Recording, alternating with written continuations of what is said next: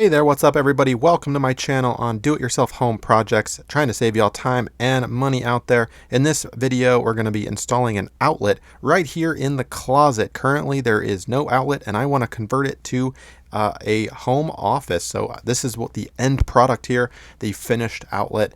Now to do so, I'm going to need some tools here. Obviously, I've got my drywall cutters, my pliers there, some metal cutters, some electric tape, tape measure, pencil, a good old handy light. Going to be looking into some dark corners, a stud finder and a drill bit, and these cool little spacers. I'll put a link in the description below for those, and you'll see them later in the video. But here is basically the project, our disastrous closet. And again, as I mentioned, I'm going to be turning this into a home office, which is a separate video, so be sure to look for that if you're interested. But basically, this is the end result here. But to get to this point, I needed an outlet on that wall, as you saw earlier. So the first step, of course, was to clear out all of this junk, and then I had the bare wall before me. Now luckily I had an adjacent wall, and I was gonna, the idea here is to take this outlet and to kind of switch it around and basically deactivate this outlet in the bedroom, because it shares, the closet shares a wall with this. So all I'm going to be doing is switching it backwards. Now obviously I'm going to turn off the electricity. I am not a licensed electrician, just a do-it-yourself guy here, so please be very, very careful. But basically I'm going to check the power here, make sure that is indeed off, and of course with my voltmeter, make sure that that is reading 0. You can put, Google it and look at a different video how to do that if you're not sure. But everything is off, so there's no risk at all to me here. All right, so obviously I'm going to take those plates off. This is the existing outlet that I will effectively switch to the other side of the wall. So if you're looking to install it fresh, I don't think this video can help you. Everything's basically already wired. I just need to switch it, like I said. The key here, though, I didn't want to have to drill through any studs and worry about that. I'm just flipping them around. You can almost see the wall behind there in that dark space. And so what I'm doing here is just taking all of the pre-existing wires out. And I'm making note of course, which wires went where. Now, next I'll take a drill just to locate where I want to install my new outlet on the other side of that wall. So I'll just kind of poke my drill bit through. You saw it sticking out there. And then next up, I'm going to be tracing the kind of the external plate here. Now, I don't want my hole when I cut this to be any wider or taller than that plate, okay? And I am going to find the stud because I want to be able to attach it to the existing stud in the wall, and I'll show you what I mean here in a second once we open this up. So I'm going to take the drywall cutter, the drywall saw here, and slowly and carefully, you do not want to sever any cuts or any cords in there or anything else that might be there. So use extreme caution, start slow and small.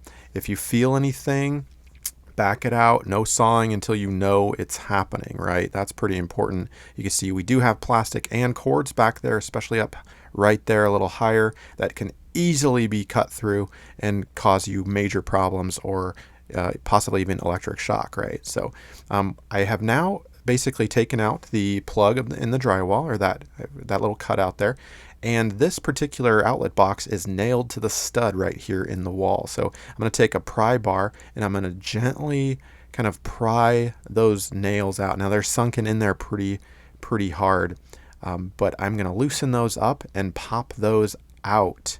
And I had to kind of go back to the other wall and basically do that until it switched around.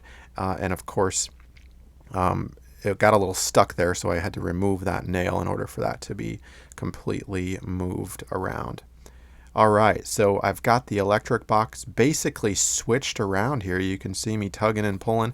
Now I could use this. This is something that I purchased. You can see you can screw directly into the stud. It's got screws already lined up for you. ready to go. There are a lot of contractors out there. It's a relatively new product. I think a lot of contractors out there were, drilling into the existing blue box right in the side, and so they made something a little more formal. But I am not going to be using it. I'm going to use the existing one, mostly because I don't want to have to pull out all those wires. And I figured it's incredibly safe if they're making a product that basically does the same thing. So I'm going to pre-drill some holes right there in the side of the existing box. Now this is where I want to secure it onto that stud.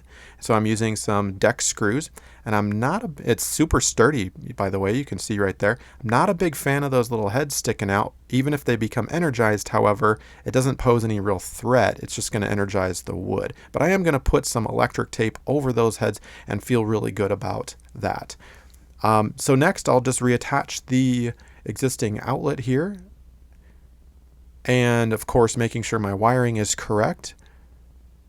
There's my ground, my hot and my neutral, and they're going right back in the exact same place. So this is a pretty easy job because you don't have to hire an electrician necessarily to do it, right? Like everything's already installed. You just have to take it apart, switch it around, and then put it back together again, right? So very little trouble in doing this particular job. Now you can see I cut my drywall a little too high, and so I'm going to put these spacers on because basically that metal part did not catch against the drywall like I wanted it to. So these spacers, again, I'll put a link down below, highly recommended. I've used these before backsplashing, and they basically push out your electric.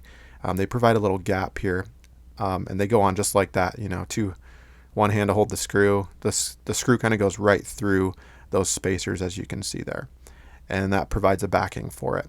And you need obviously tighten that screw up, and it is super secure, just like it was before, but switched onto my new wall.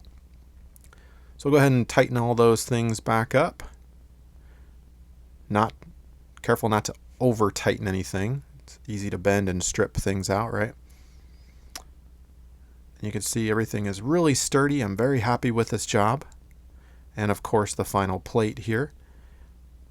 And if you've never done this part before, be really careful. That middle part, I recommend a screwdriver, even though I'm using a drill here. Very slow, very simple, easy to crack that and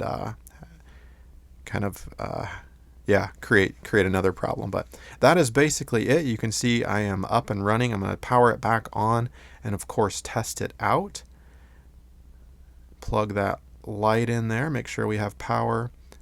Yep, that looks good. And I'll do the same thing for the top outlet too.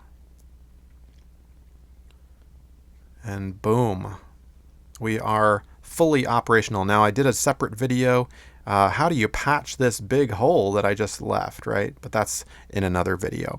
So that's about it. Thank you so much. For more videos, be sure to subscribe. Thanks.